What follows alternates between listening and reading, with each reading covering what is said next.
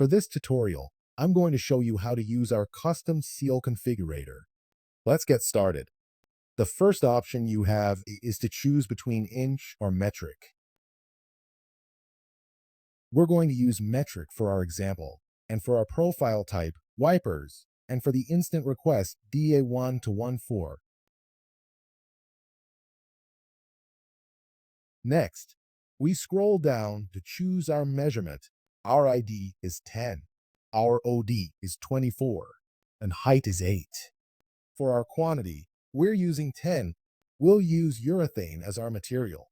The notes are optional. We'll leave them blank and hit Get Availability.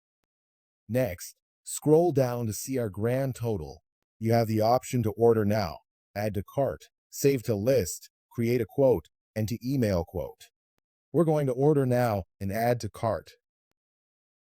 And just like that, we created our seal. Thanks for watching.